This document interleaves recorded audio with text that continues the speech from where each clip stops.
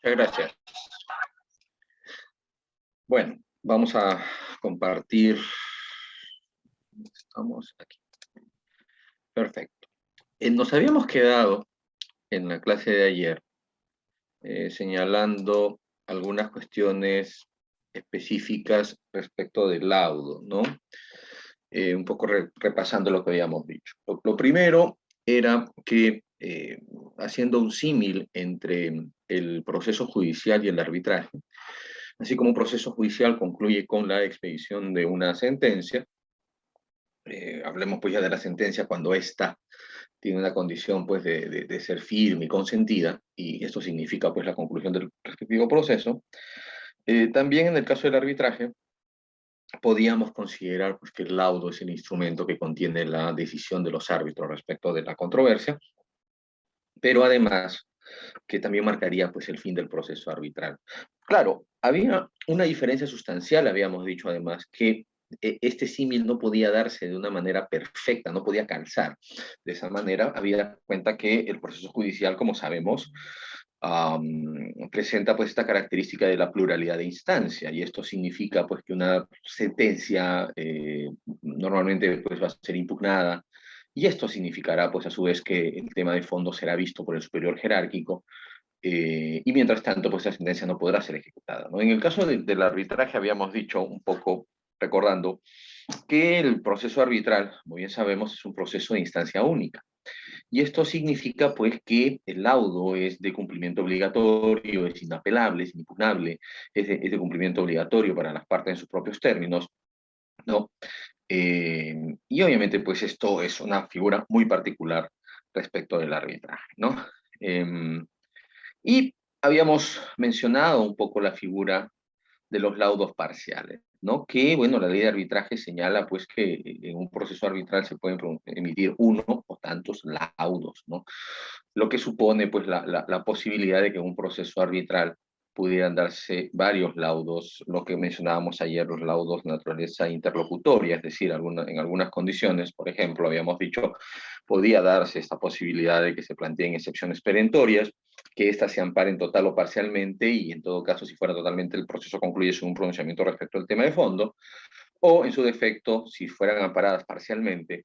Habíamos dicho también que respecto de estas pretensiones perentorias amparadas, el proceso concluiría, ¿no? Esas pretensiones no serían archivadas, y pues en el caso concreto de aquellas que pretensiones no fueron amparadas, el tema de fondo pues persistiría y tendría que haber un pronunciamiento posterior.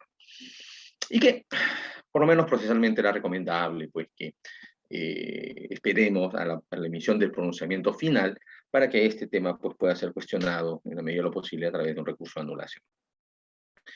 Y ya mencionábamos pues otras posibilidades también, porque es una figura bien amplia de los laudos parciales, que podría significarse, pues, por ejemplo, cuando hubiera múltiples partes, múltiples contratos, múltiples relaciones jurídicas, ¿no?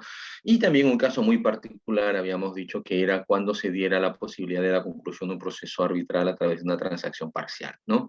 Con la cual las partes solicitan, respecto de los temas controvertidos que fueron resueltos por acuerdo de las partes, a través de estas concesiones recíprocas, se expidiera pues esa transacción se le diera en la forma de laudo, pero persistiría pues la obligación hacia el tribunal de expedir un laudo respecto del tema de fondo, ¿no? Entonces existían estas posibilidades, pero al final habíamos concluido también pues que no era, no es una figura, la de los laudos parciales, que sea una figura recurrente pues en la dinámica de los tribunales arbitrales nacionales, sino que pues en realidad es una situación excepcional que dependerá de cada caso concreto, ¿no? Y luego, ya después de eso, habíamos comenzado a conversar respecto ya de aspectos ya más de forma del laudo, ¿no? De la propia dinámica ya procedimental, ¿no? Habíamos mencionado, la diapositiva la muestra, ¿no? El artículo 55 respecto de la forma del laudo. Ya tenemos que sacar una serie de ideas importantes, ¿no? La primera idea, recordarán, es que el laudo tiene que constar por escrito, tiene que contener la firma de los árbitros, ¿no? Eso es algo importantísimo. Se entiende que, pues, cuando decimos que es por escrito, además se permite, por lo menos los que hemos atravesado pues, el tema de la pandemia, sabemos pues que la virtualidad nos ha obligado a convertirnos en ciudadanos digitales y a familiarizarnos pues con el manejo de documentos digitales, ¿no? Los famosos escaneados, ¿no? Entonces, se entenderá pues que cuando hablamos de un laudo por escrito, perfectamente podríamos hablar de que ese documento no necesariamente será físico, sino puede ser reproducido a través de soportes magnéticos, soportes electrónicos, ¿no? Pero la idea es que contenga la firma.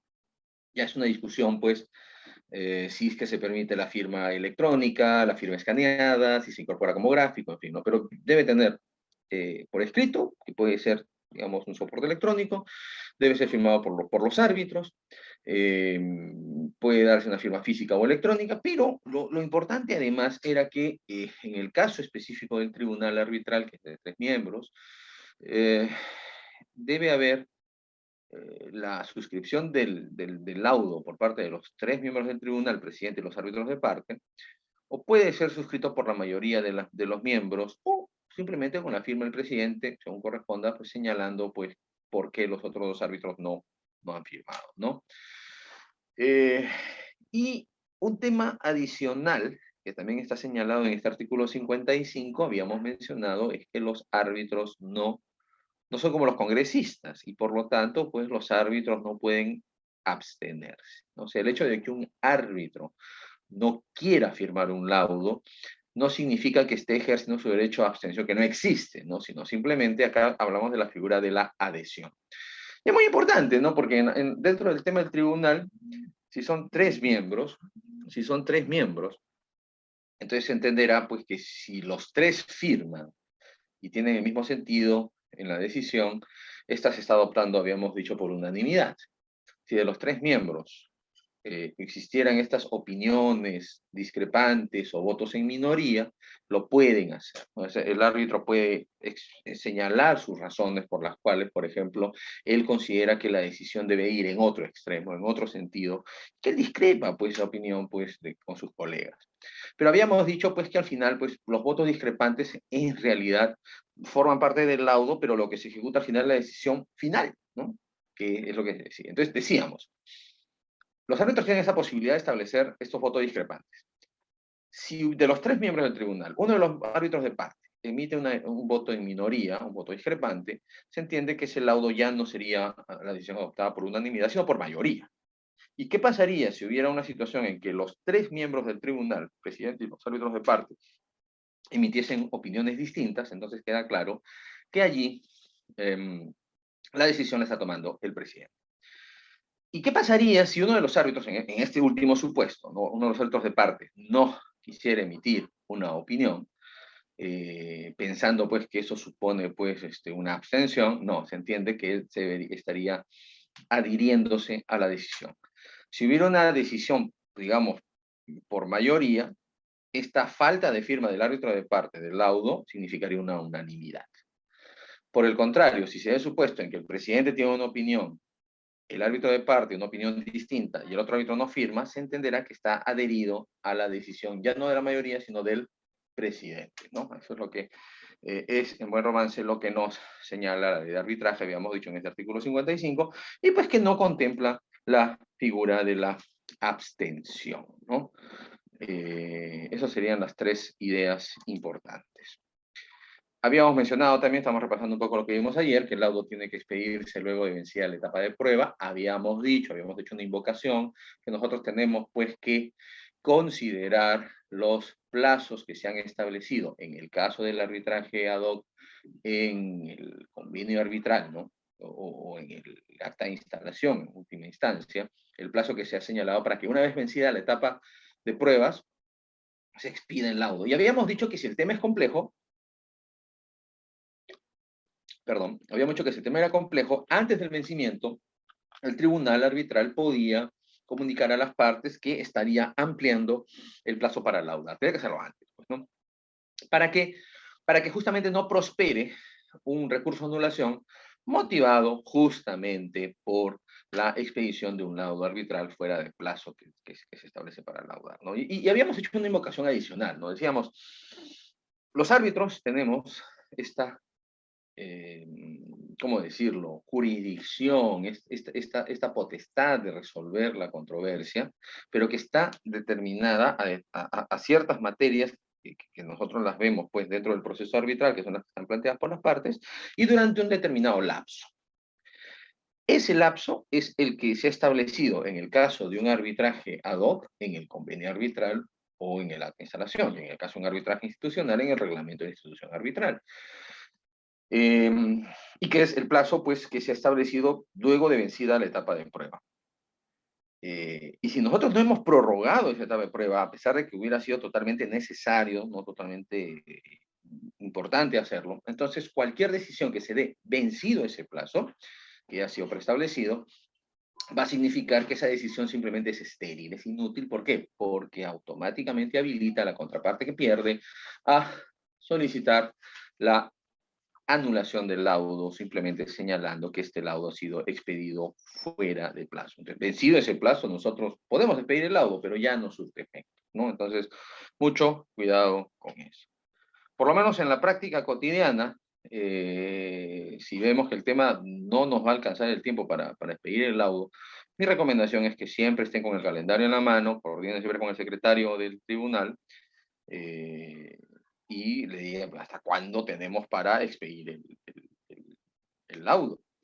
Y si ven que el tema es complejo, saquen una resolución sencilla diciendo, bueno, debido a la complejidad de temas, a la complejidad por el número de personas, etcétera, etcétera, vamos, ese plazo, digamos, un plazo de 30 días, lo están prorrogando en 20 días más, ¿no? Y con eso, por lo menos ya, pues, ya están ganando tiempo. Pero si ya venció el plazo para laudar, pues, simplemente pues, no lo pueden hacer, ¿no?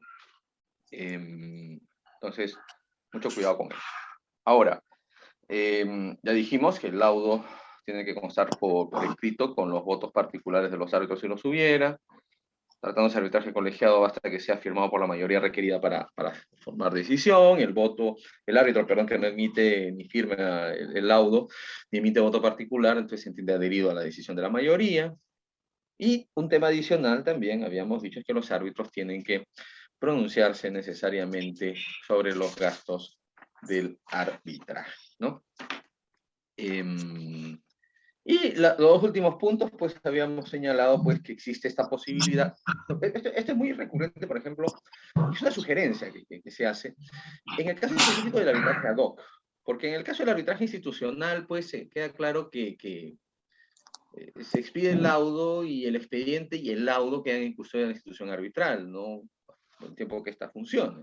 Pero en el caso del arbitraje, recuérdense, en el caso del arbitraje ad hoc, existe un plazo legal para la custodia del acervo documentario, ¿no? Entonces, ¿qué es lo que sucede? Si concluye pues, el proceso arbitral, el artículo 61 del decreto legislativo 1071 dice pues que concluido el proceso arbitral, hay un plazo de 3 meses para lo que es la conservación de las actuaciones. Y queda claro pues que esto normalmente puede ser que el caso de un arbitraje ad hoc, como sabemos, es un plazo muy corto. Yo, en mi experiencia personal, una vez vi un caso tomé conocimiento, un caso en Huancayo, en la que se quiso hacer una especie de denuncia contra el tribunal. Bueno, hay que decirlo con todas sus letras, fue un arbitraje trucho, pues, ¿no? Hacia el estilo de Odebrecht, ¿no? Entonces, habían hecho la denuncia porque se había escrito un laudo en el que la parte demandada, pues, supuestamente en rebeldía, había perdido el proceso arbitral y el tribunal había ordenado, pues, que se revierta, pues, una propiedad a favor del demandante. ¿Cómo se dio cuenta el demandado arbitral? Cuando fue a dejar su bien en garantía para un crédito hipotecario y resulta pues que le dijeron, señor, esa propiedad no es suya porque se ha inscrito un laudo. Entonces, esta persona acciona pues en la vía penal y se solicita entre muchas de las actuaciones pues que los árbitros, en este caso el tribunal arbitral, ponga a disposición pues del fiscal durante las investigaciones pues el expediente arbitral, para ver pues si efectivamente había sido notificado, ¿no? Y el tema fue complicado, pues básicamente porque este tribunal ad hoc le dijo, bueno, yo tengo un plazo de 3 meses para conservar las actuaciones arbitrales, ¿no? Y no, ya han pasado pues que 8 meses, un año, ¿no? Entonces, no tengo nada. Entonces, esto significó pues obviamente pues esta situación por el tema de la obligación. Entonces, nosotros podemos ampararnos en el marco legal para justamente solicitar la protocolización de las actuaciones arbitrales y evidentemente del auto, ¿no? Y obviamente esto fue antes de una modificación legal que se hizo pues recientemente, en la cual se señala que cuando la materia controvertida en arbitraje verse sobre inmuebles con bienes inscribibles, se tiene pues que ordenar la anotación de la demanda arbitral en la partida registral. Me dicen que hay una pregunta, han levantado la mano, a ver, sí. Sí, doctor, Para gracias. no perder la Buenas hilación. noches. Sí. ¿Qué tal? Buenas noches, gracias por permitirme hacer la consulta. Es con relación al punto anterior al que está tomando usted, con relación a los plazos para poder emitir y notificar el laudo. Es una consulta o una opinión suya, con su experiencia, por favor. ¿Qué ocurre en situaciones cuando ya se ha señalado fecha fija, como ocurre en el institucional, día tal, se tiene que notificar el laudo, o se va a notificar el laudo, ¿no? Pero ocurre que es un uso y costumbre que se ha instituido en nuestro país, que de pronto el gobierno central emite feriados para el sector público en días laborables. Por ejemplo, el reciente, el 2 de mayo, ¿no? Ah, sí. Era un día laborable, pero lo decretaron como no laborable porque el 1 de mayo cayó domingo. Nos regalaron un día más Nos regalaron un día más. Para recuperar. Para efectos del arbitraje, siendo que a opinión de muchos, para los plazos me refiero, que a opinión de muchos es una actividad que no está considerada dentro del sector público, esta dación de feriados intempestivos por parte del gobierno central modifican o amplían también el plazo que ya estaba fijo para poder notificar el laudo. Es que, mira, ahí tú tienes que considerar varias cosas. Primero, así como el gobierno central da, digamos, la declaración de día no laborable, y muchas veces es eso discriminatorio, porque se hace la distinción que es no laborable, por ejemplo, para el sector público, pero sí es laborable para el sector privado, ¿cierto? Y hay un tema adicional al que tú mencionas, que es que hay feriados de naturaleza no nacional, sino regional.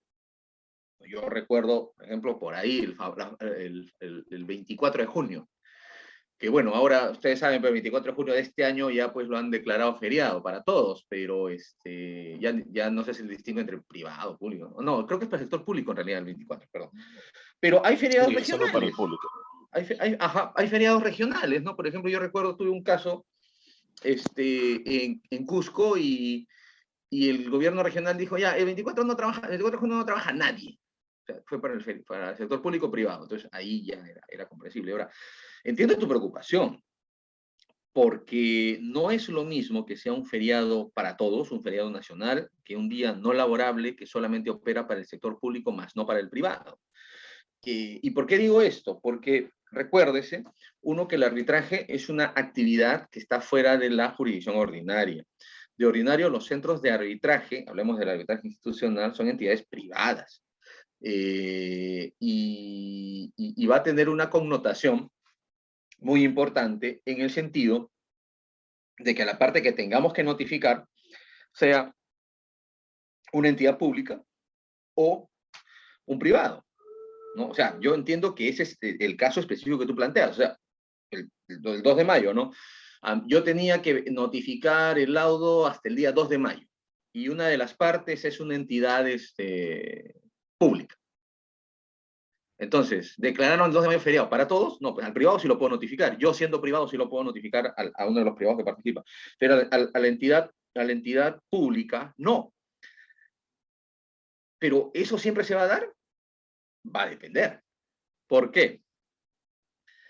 Porque estamos partiendo del supuesto de que el acto de notificación es presencial. Y obviamente, si el notificador del centro de arbitraje va a la mesa de partes de la entidad que han declarado un feriado no laborable para el sector público, no va a encontrar a nadie.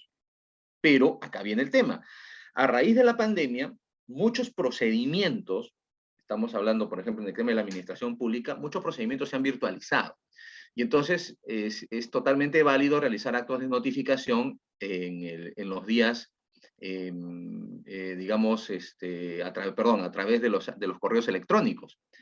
Entonces, el centro de arbitraje dice, ya, pienso hoy día que es 2, ya notifico a todas las partes, sí, pero la notificación va a ser física o electrónica. Electrónica, ya mándalo pues al correo. Sí, pero ya no trabajan, sí, ya no trabajan, pero está recibiendo dentro de la fecha. Me dejo entender. Entonces, eso yo creo que sí sería un tema válido.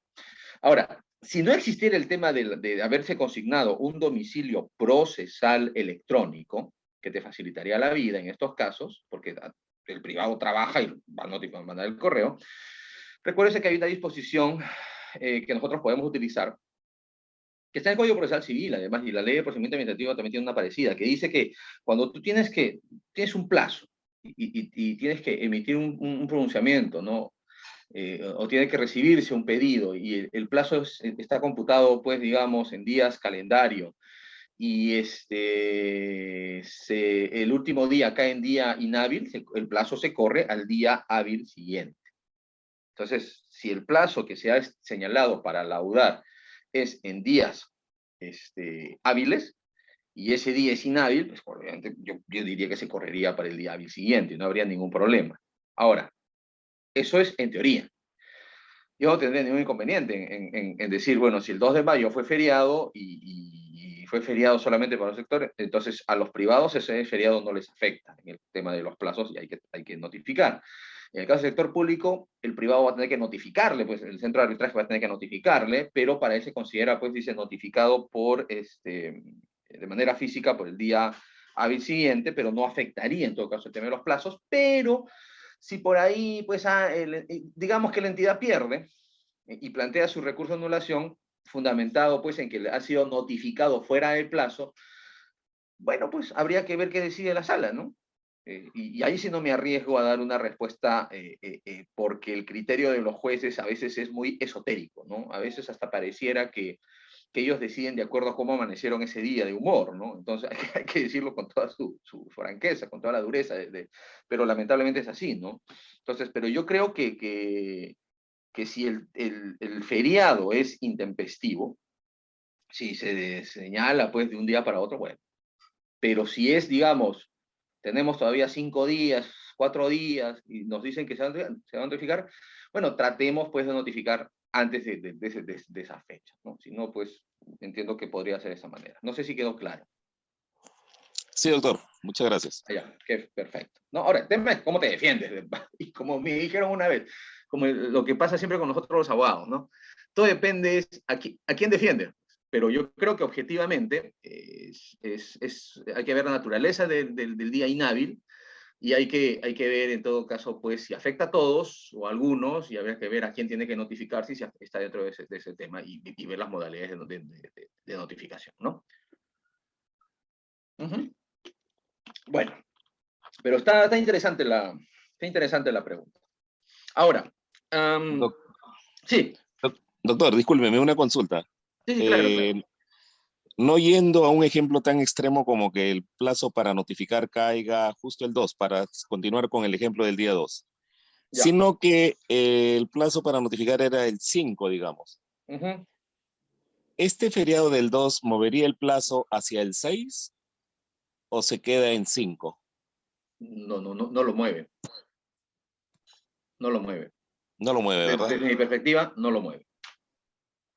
O sea, okay. O sea, claro, o sea, o sea, hagamos la analogía. La norma te dice, si tienes un plazo para notificar un acto procesal, por ejemplo, y te dice tantos días, calendario, y ese último día cae en día inhábil, se corre pues al día siguiente. ¿Ya?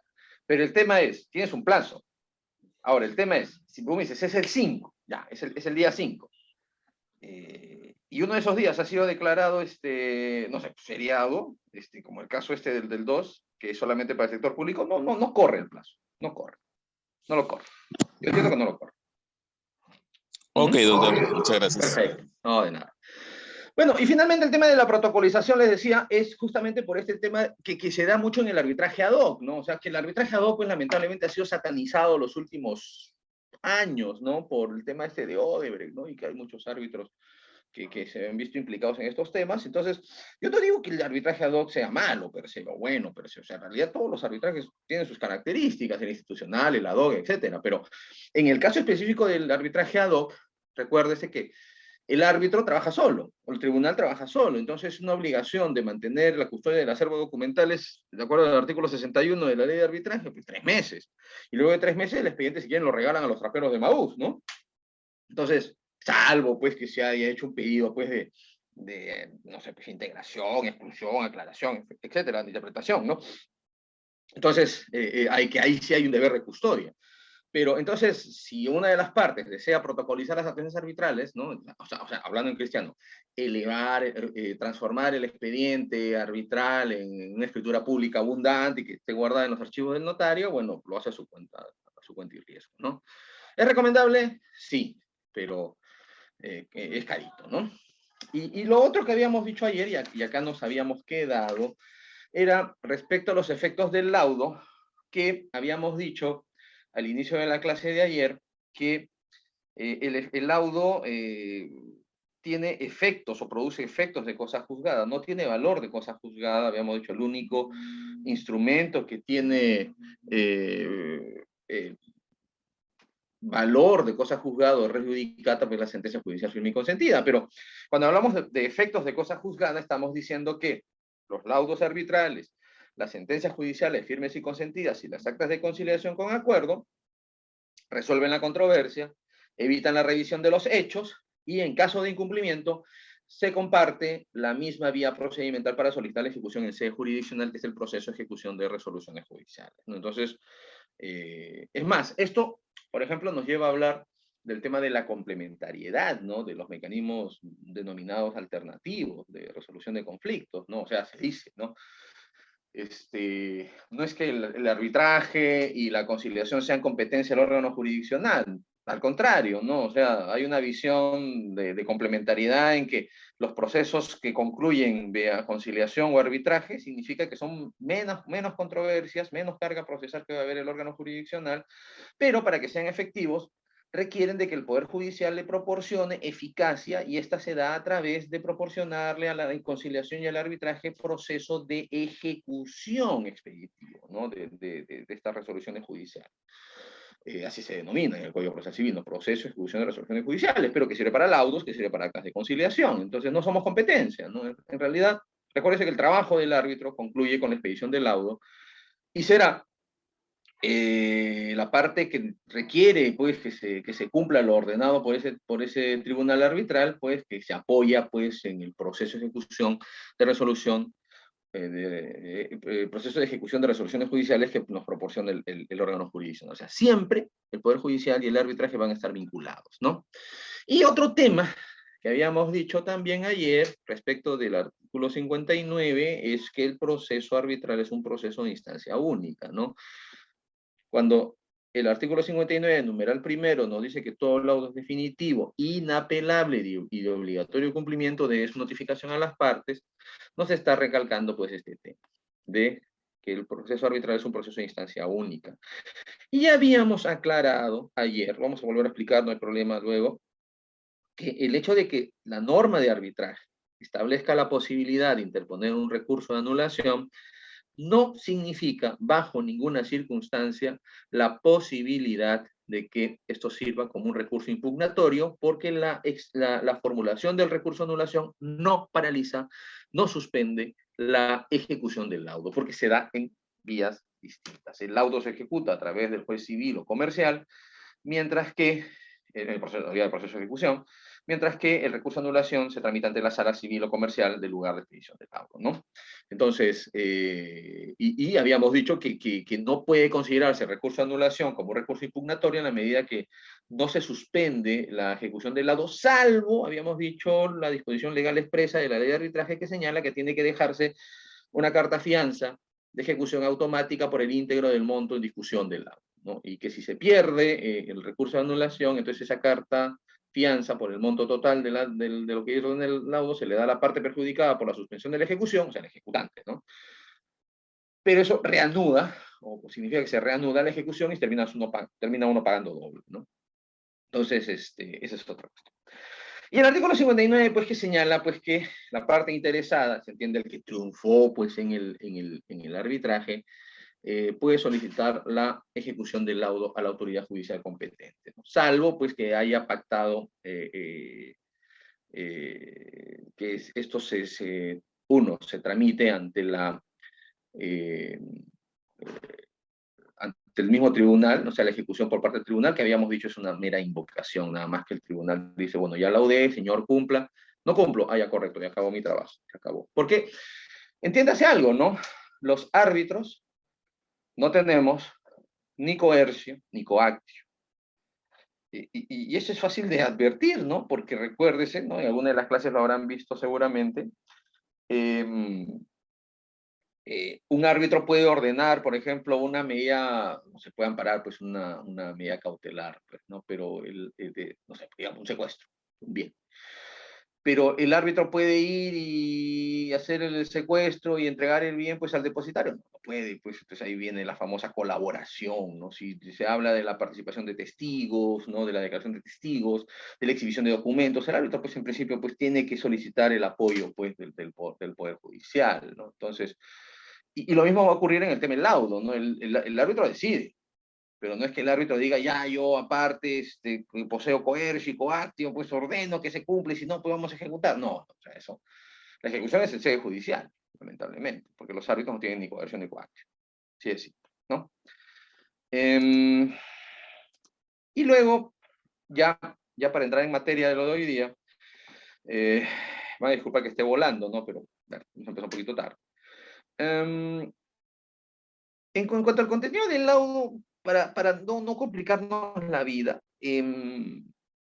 yo diría que tenemos que hacer el símil de que el laudo es parecido a una sentencia. Esa es mi sugerencia, ¿no? Es decir, el laudo va a contener la decisión. ¿Es una decisión cualquiera? No, es una decisión motivada. Y entonces, obviamente, el laudo debe tener una estructura. Hay laudos que son pequeñitos, vamos a verlo en un momento. Hay laudos que son extensos. Pero en cualquiera de las situaciones, lo ideal sería considerar primero qué tipo de arbitraje es el que tenemos enfrente para determinar qué tipo de laudo es el que tiene que expedirse. Entonces, acá volvemos a las categorías que ustedes seguramente han estudiado al inicio de este curso. Es decir, no es lo mismo un arbitraje de derecho que un arbitraje de conciencia. Así de simple. Un arbitraje de derecho, dijimos ayer además, es aquel arbitraje en el que la decisión adoptada por el tribunal, por el árbitro único, tiene que ser una decisión que debe poseer una motivación jurídica. Ojo, no digo adecuada motivación jurídica, porque habíamos también convenido que no hay un mecanismo procesal dentro del arbitraje para cuestionar la orientación jurídica del laudo. Pero el requisito específico de estos laudos es que deben poseer una motivación jurídica. Entonces, en el caso del arbitraje de derecho es así. Y en el caso del arbitraje de conciencia, dijimos también que el requisito es que el laudo no debe tener una motivación jurídica porque se resuelve en equidad, de acuerdo a lo que el árbitro determina según su leal saber y entender, pero tiene que haber una expresa determinación de cuál ha sido el razonamiento, el proceso lógico que lo ha llevado a adoptar determinada decisión, ¿no? Entonces, ojo con esto. Esto se va a dar dependiendo de que sea arbitraje de derecho y de conciencia. Y como sabemos, además, la presunción legal es que si yo no establezco en el convenio arbitral qué tipo de arbitraje es, se entenderá que es un arbitraje de derecho y que deberá siempre tener esta motivación jurídica. Claro, habíamos dicho, ¿la condición de abogado de un arbitraje de derecho es importante? Sí, pero recuérdese que es una parte del arbitraje de derecho que puede ser modificada por acuerdo de las partes, porque puede haber casos de arbitraje de derecho en los que las partes pueden dispensar la condición de abogado del árbitro. Que puede haber arbitrajes de derecho donde el árbitro no es abogado por acuerdo de las partes. Entonces, no es un requisito tan importante. Claro, si las partes no dispensan eso, se entenderá que en todo arbitraje de derecho tiene que ser expedido por un abogado, pero que no requiere estar colegiado para esos efectos. Pero siempre tiene que haber una motivación jurídica. Mientras que en el arbitraje de conciencia tiene que señalar cuál es el proceso lógico que lo llevó a decidir según su leal saber y entender. Ahora, este tema de la motivación no se aplica cuando es un laudo arbitral que se expide al amparo del artículo 50 de la ley de arbitraje, que es cuando las partes llegan a una transacción y le piden al árbitro que le dé esa transacción forma de laudo. Entonces, ahí no requiere una justificación, ¿no? Y debe tener, pues, la fecha y el lugar donde se ha expedido, y tiene que haber un pronunciamiento expreso sobre la asunción o distribución de los costos del arbitraje, porque ya explicamos que, bueno, lamentablemente es así, la función de los árbitros es remunerada. Y si no nos pagan, no nos movemos, pues, ¿no? Entonces, va a ocurrir que en algunos casos hay estrategia de alguna de las partes, normalmente la demandada, de decir, yo no voy a pagar para paralizar el desarrollo del arbitraje. Entonces, los tribunales estamos facultados para requerir el pago. Si la parte, como en este caso demandada, no quiere soltar pues, el pago de los honorarios, entonces le requerimos, digamos, al demandante que si pagó su parte, le decimos, bueno, pague usted lo que le corresponde a la otra parte y con un cargo a liquidarlo al momento de pedir el laudo en costas y costos. Y acá se da otra posibilidad, pues, ¿no? Si el demandante no tiene plata y no puede cubrir eso, entonces se archiva provisionalmente y a veces hasta definitivamente el proceso arbitral. Y si no, pues simplemente lo cubre. Ahora, el hecho de que el demandante cubra la parte de los honorarios del tribunal y los gastos administrativos que le correspondía a el demandado, no significa que el tribunal tenga que desvivirse por darle la razón, ¿no? Ojo, por si acaso. No vayan a pensar que, como este me pagó todo, le vamos a dar la razón. No, o sea, no es así. Pero tiene que haber un pronunciamiento. Entonces, pero les decía, menos es más, ¿ah? Entonces, nosotros debemos tener en cuenta más o menos este contenido, ¿no? Y la diferencia va a ser mínima, ¿no? En el caso del contenido del laudo, cuando sea un laudo de derecho de conciencia, básicamente la diferencia va a ser esta. Mira, está lugar y fecha de expedición se da en ambos. Nombre de las partes y de los árbitros también. Cuestión sometida a arbitraje, o cuestiones, porque van a ser varias, ¿no?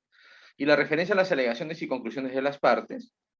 Y acá se habla en el caso del arbitraje de derecho de la valoración de las pruebas en que va a sustentar la decisión, o sea, si la actividad probatoria, ¿no? Que hayan generado las partes para generar certeza en el tribunal o la propia actividad que haya ordenado el tribunal de oficio, ¿no?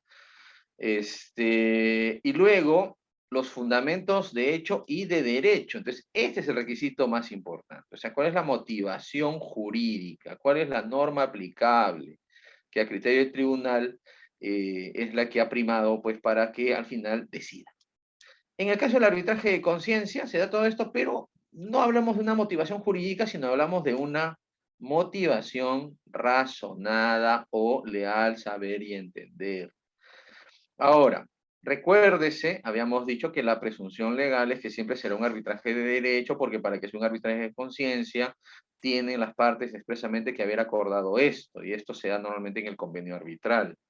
Si no hay un tema de arbitraje de conciencia digamos, que las partes lo hayan pactado de manera expresa, entonces se entenderá que siempre será un arbitraje de derecho y tiene que haber una motivación jurídica, siempre, ¿no? Siempre es así.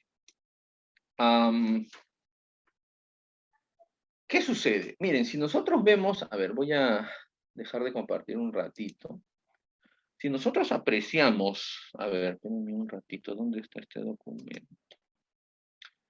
Ya, aquí está.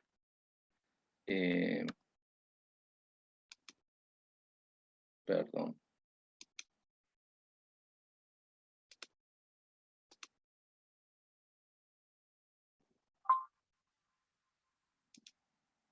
Ya.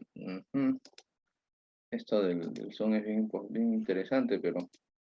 Ya, aquí está. Miren. Si nosotros vemos el contenido en laudo, miren, acá le voy a mostrar dos modelos de laudo, ya un poco para que más o menos vean qué es lo que debemos poner. Bueno, a nosotros nos gusta el fútbol, ¿no? Miren, acá tengo varios textos del contenido de laudos que han sido expedidos en la Federación Peruana de Fútbol, en la Cámara de Conciliación y Resolución de Disputas, que básicamente es que la que resuelve los problemas entre los agremiados, que son los futbolistas, con los clubes, ¿no? Mayormente por tema de pago de remuneración. Miren este laudo que es bien chiquitito. Federación Peruana de Fútbol, Cámara de Conciliación y Resolución de Disputas. El laudo este es del 2004. Acá dice, vistos el expediente número tal solicitado por el club tal contra el sindicato de Asociación de Futbolistas Agremiados del Perú sobre el cumplimiento de convenio y reconocimiento, financiación y pago de obligaciones. Y acá te habla los antecedentes de manera muy breve, ¿no? ¿Qué pasó? ¿No? Acá habían suscrito pues un compromiso de pago para pagar al futbolista $12,000 más o menos.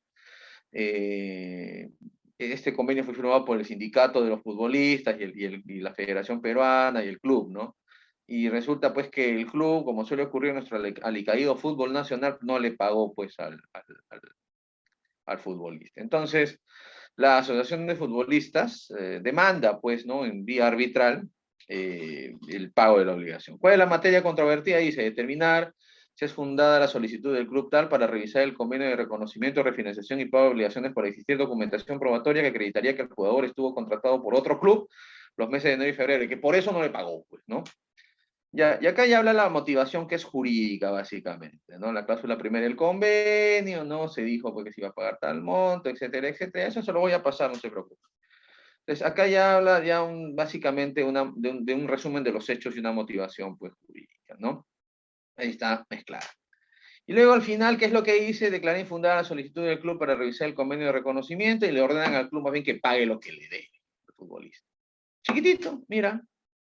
Y lo mismo ocurre en este, ¿no? Acá también hay mediante escrito tal, no presentado el día tal, el jugador interpone demanda contra el club tal, en adelante simplemente el club alegando la rescisión unilateral de su contrato. O sea, que señor, hasta aquí nomás, ¿no? Seguramente no hacía goles, ¿no? Y el hombre quiere que le paguen, ¿no?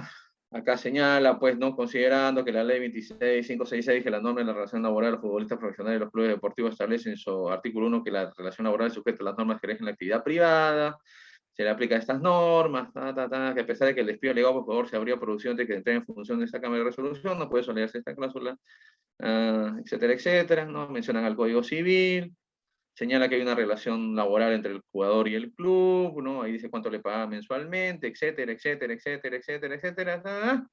Al final dice, declara fundada la demanda y ordenar al club tal que pague la suma de $9,600 más los intereses legales al trabajador.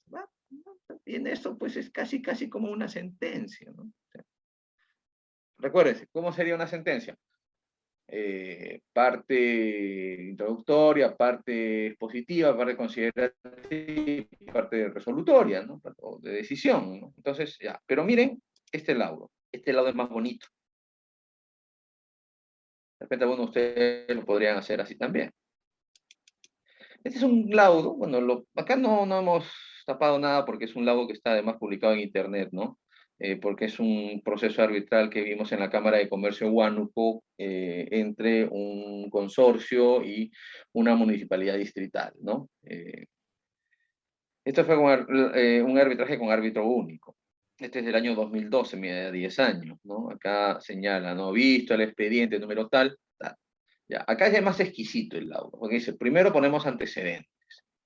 Acá se señala por qué resultaba competente pues, el centro de arbitraje, ¿no? Y acá se hace una descripción del convenio arbitral, ¿no? Acá se habla del proceso de designación del árbitro, que fue básicamente por un tema de rebeldía. ¿Cuáles son las pretensiones de la demanda? ¿Cuáles son los argumentos de la demanda respecto de cada tema? ¿No? Como una historia, ¿no? Luego, acá se pide hasta indemnización. La absolución de la demanda, que contestó pues la entidad. Itinerario del proceso arbitral, ¿no? O sea, que alegaron, ya considerando pues ya sobre el consentimiento de la resolución del contrato, que es una de las pretensiones, sobre la ratificación del consentimiento de la liquidación técnica y financiera, el árbitro es un análisis, ¿no? sobre la pretensión indemnizatoria, ¿no? En fin, ¿no? Entonces, y acá hay un tema importante, que seguramente a alguno de ustedes le va a servir, ¿no? Que acá hubo un pedido digamos, se cuestionó la nulidad del proceso arbitral porque se decía que no era competente el árbitro, ¿no? Entonces acá se hace toda una alegación a través de la aplicación del principio del competence, que ustedes saben es el principio por el cual los tribunales arbitrales están facultados para resolver o son competentes para resolver cualquier cuestionamiento respecto de su propia competencia, ¿no? Con lo cual, pues, obviamente que el árbitro único, lo que dijo, yo sí resulto competente, lo pueden leer ustedes, ¿no? Y al final, pues, este tema ya viene la parte resolutiva, ¿no? Que está aquí, ¿no?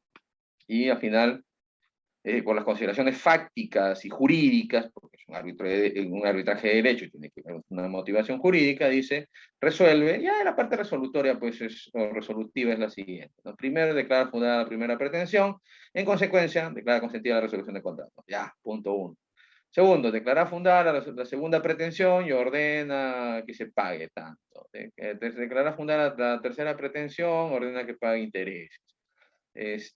Cuarto, ordena que pague la suma de 20.000 por concepto de costos arbitrales, ya hay un pronunciamiento expreso. Dispone que la municipalidad pague este monto, ¿ya? Y este es un tema adicional que ustedes también lo pueden colocar en el laudo.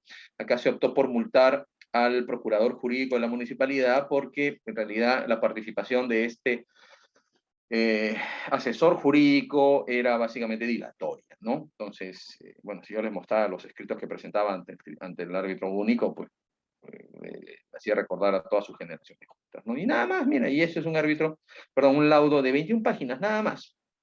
Se lo voy a hacer llegar, no se preocupe. Entonces, nótese que esto, pues, como acto final, tiene que haber un pronunciamiento expreso de todas las pretensiones, ¿no? Entonces, no es muy complicado hacer a ver qué dice, pues ya, después les dejo mi número, no se preocupen. Entonces, por parte de la elaboración del laudo, pues no es nada complicado, ¿no? O sea, tengan en consideración que, como dijimos al inicio de la clase, el arbitraje es como un juicio privado, pero no es un juicio.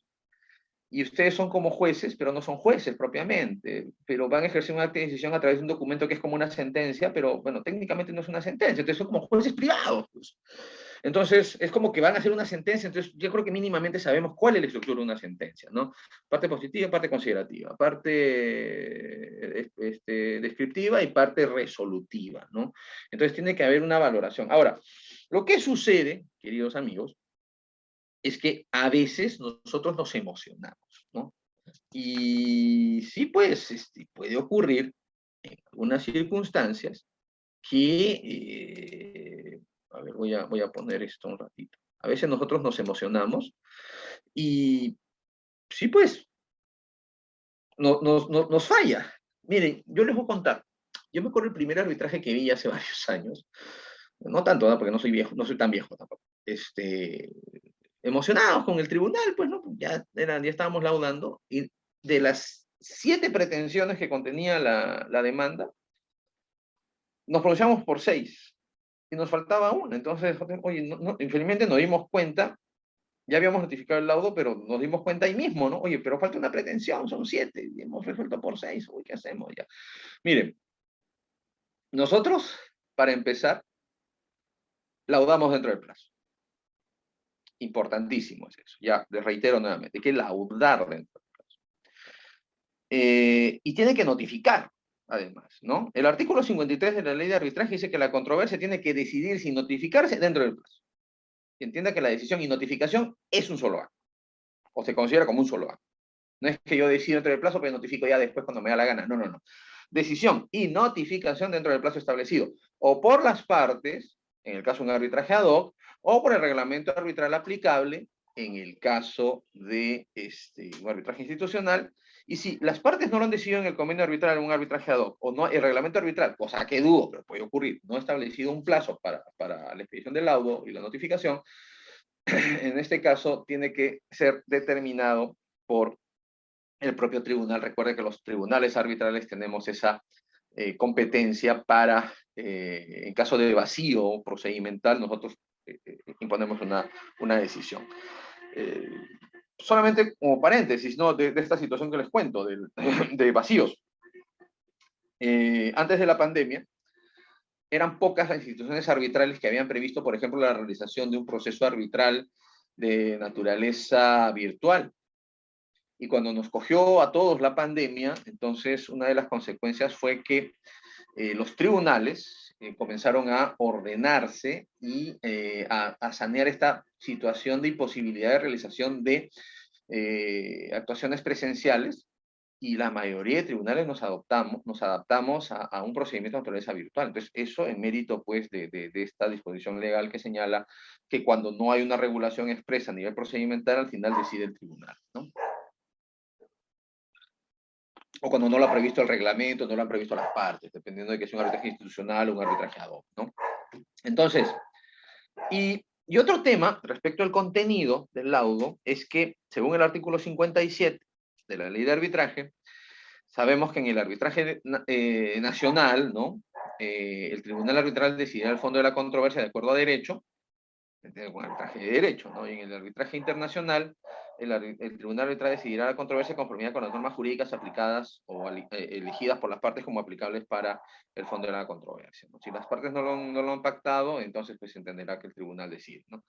Y en el caso del arbitraje de equidad o de conciencia, habíamos dicho también que esta solución se va a dar en estos términos de ausencia de motivación, solamente si las partes han autorizado expresamente para ello, ¿no? Pero les decía, a veces nosotros nos emocionamos, decimos, ¡ay, perfecto! Y a veces nos falla pues, la redacción del laudo. Y entonces el artículo 58 establece una serie de situaciones. Porque un laudo puede contener una serie de errores. Entonces, estos errores pueden ser errores de transcripción, gráficos, de escritura, ¿no? Vamos a definir ahora, ¿no? Entonces, un laudo, si contiene una serie de errores, puede ser sujeto a rectificación, lo que antes era el tema de las correcciones, ¿no? Las interpretaciones, antes llamadas aclaraciones, e integraciones del laudo, ¿no? Y además, la ley de arbitraje incluyó un nuevo supuesto que no estaba dado en la legislación anterior, que era el de exclusión, que es decir, cuando el tribunal se había pronunciado más allá de lo que había sido pedido por las partes, ¿no? En cuanto a la materia controvertida sometida a la decisión de los árbitros. Entonces, esto está en el artículo 58, les decía, ¿no? Entonces, normalmente, el plazo para la rectificación, interpretación, integración y exclusión del laudo debería estar señalado en el arbitraje ad hoc, en el convenio arbitral o en el acta de instalación. Y en el caso del arbitraje institucional, debería estar señalado en el reglamento. Pero dice, si no está señalado, no, las partes han acordado de manera distinta, en el caso del ad hoc, o hay una disposición diferente respecto de los plazos en el reglamento arbitral, entonces se aplican esos, ¿no? Pero si no hay un tema, digamos, que esté regulado, entonces aplicamos el plazo de los 15 días para estos actos, dice, ¿no? Dentro de los 15 días siguientes a la notificación del laudo, cualquiera de las partes puede solicitar la rectificación, ¿no? Primer supuesto, de cualquier error de cálculo, de transcripción, tipográfico, informático o de naturaleza similar. O sea, ejemplo. La demanda es en dólares, ¿no? Y todo el tema de discusión es, quiero que me paguen $30,000 y $30,000 por aquí, $30,000 por acá. En la parte considerativa, $30,000, $30,000, $30,000. Ya, ok. Y a la hora que vamos a resolver, decimos ya, ordenamos que el demandado pague al demandante 30,000 soles, le ponemos. O de repente le ponemos dólares, pero australianos, que valen menos. Entonces, obviamente, ahí hay un tema de error, ¿no? Entonces, si hay un error de esa naturaleza, ¿no? De cálculo, ¿no? Que puede ser otra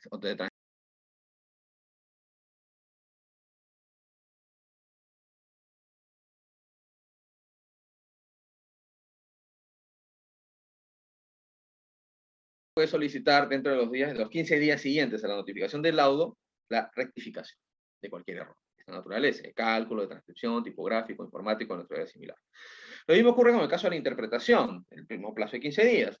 ¿Qué cosa es la interpretación? Solicita la interpretación, dice, de algún extremo oscuro, impreciso, dudoso, expresado en la parte decisoria del laudo o que influye en ella para determinar los alcances de la ejecución. O sea, hablando en cristiano, es como que el laudo contiene pues una decisión, pero que no se entiende, ¿no? Algo así como ni a favor ni en contra, todo lo contrario. Entonces ya, oye, ¿qué ha querido decir en esto? Entonces solicitas la interpretación. Y los otros dos últimos supuestos de integración y exclusión tienen que ver con una situación que nosotros conocemos en derecho como infrapetita o ultrapetita. Es decir, nosotros sabemos, por ejemplo, que en un proceso el juez tiene que resolver las pretensiones y solo las pretensiones. ¿Y qué pasa si el juez resuelve menos pretensiones de las planteadas? Entonces, es un caso en el que quedaría al debe, ¿no? Por decirlo en términos sencillos. Es decir, por ejemplo, en la demanda yo pido el pago de los $30.000 más intereses más una indemnización. Y el juez resuelve el pago de la deuda, pero no se pronuncia ni por el pago de intereses ni por el pago de la indemnización. Entonces, en un arbitraje también podría darse esta situación, que el tribunal resuelve uno o algunas de las pretensiones, pero de otras no se pronuncia. Entonces dice, en estos casos puede solicitarse, dice, la integración del laudo por haberse omitido resolver cualquier extremo de la controversia sometida a conocimiento y decisión del tribunal arbitral. A la inversa, el tema del ultrapetita sería, por ejemplo, cuando solamente pidieron el pago de la deuda, y solo la deuda, y el tribunal ordenó, además del pago de la deuda, pago de costas y costos, pago de intereses, indemnización, muertos y heridos, etcétera, etcétera. Entonces, ahí, según las partes dice, oye, esto, el tribunal se ha pronunciado el pago de una indemnización y nadie la ha pedido.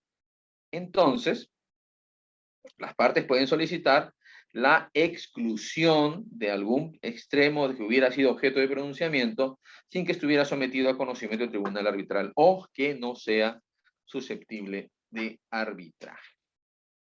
El procedimiento es bien sencillo, porque el tribunal pone la solicitud en conocimiento de la otra parte, la que tiene durante 15 días, la otra parte tiene plazo para responder en ese mismo plazo, y con respuesta o sin respuesta de la parte emplazada, el tribunal tendrá que responder, tendrá que resolver en plazo de 15 días. Entonces, 15, 15, 15, 15. Y ese plazo puede ser ampliado además por 15 días adicionales, ¿no?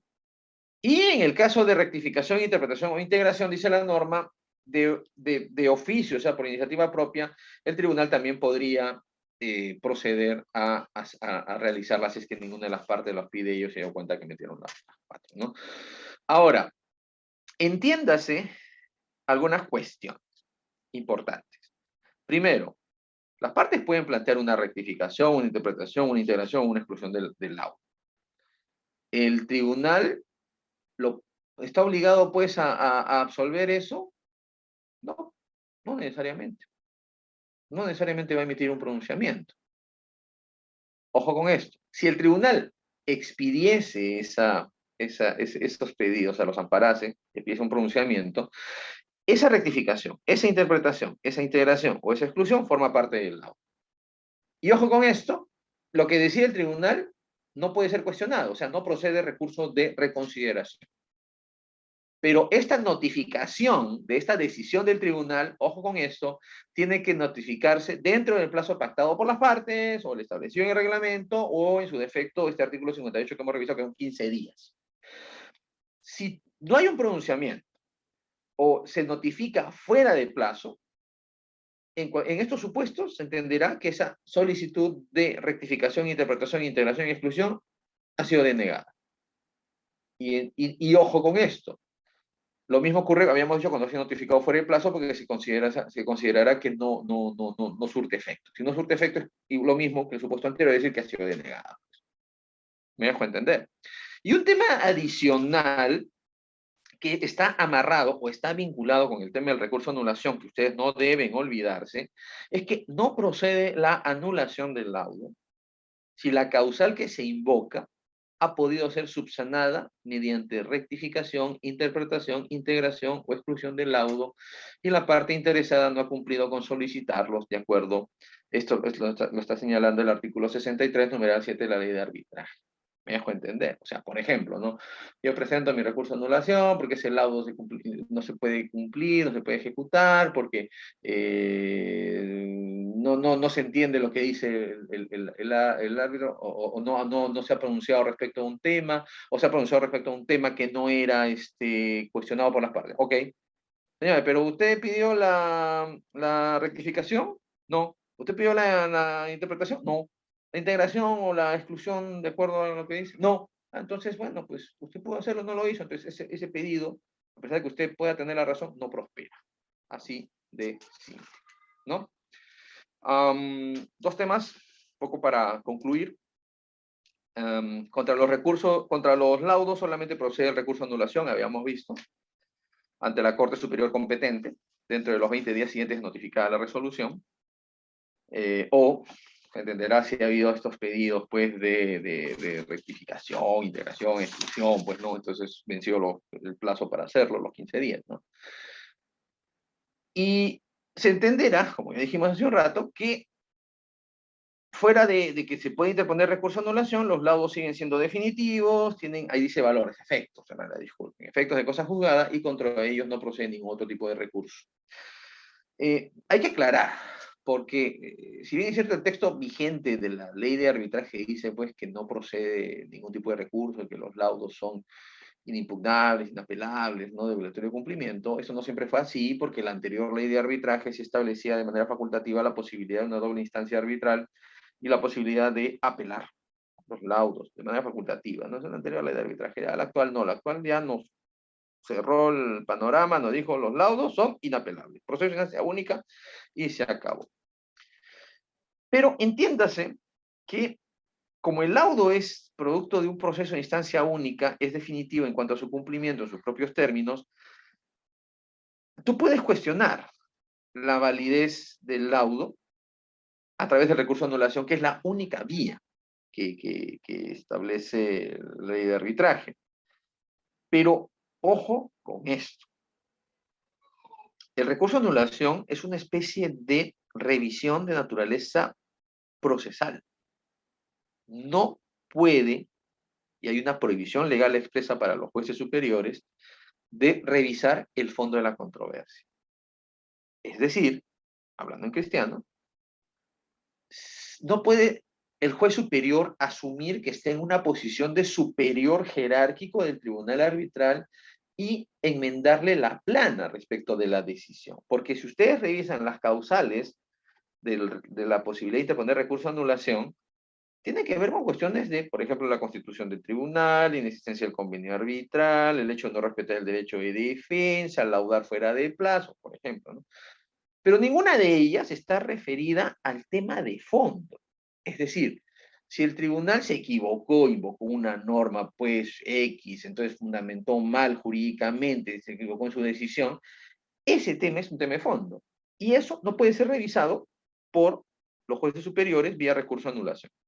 Hay una prohibición, que se genera además una responsabilidad de los jueces.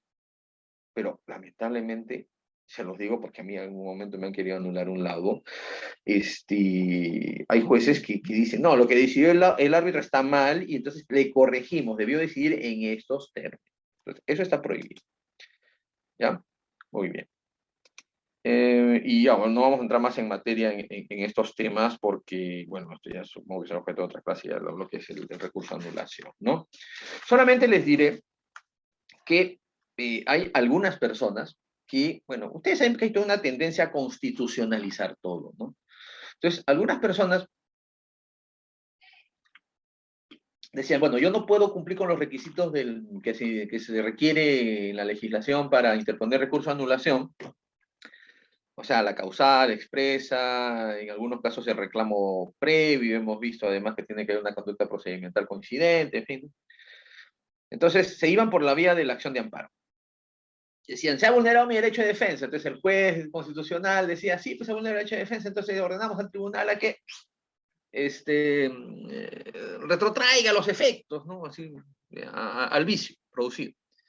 Y esto se dio hasta más o menos el año 2011, en donde se expidió pues este precedente vinculante, no más el 2011, pero 2012, que es el precedente, ustedes lo pueden buscar, de la minera María Julia, que es un precedente vinculante, además expidió por el Tribunal Constitucional, que señala que se protege la institución arbitral, ¿no? Dice que serán improcedentes los amparos arbitrales, incluso cuando se invoque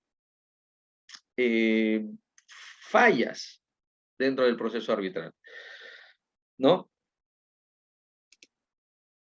Entonces, sería bueno que ustedes busquen este precedente, lo ubiquen, porque, digamos, como árbitros, algunas partes dirán, no han laudado, o van a pretender cuestionar, ¿no?, sus decisiones o las mismas actuaciones arbitrales a través del proceso de garantía constitucional.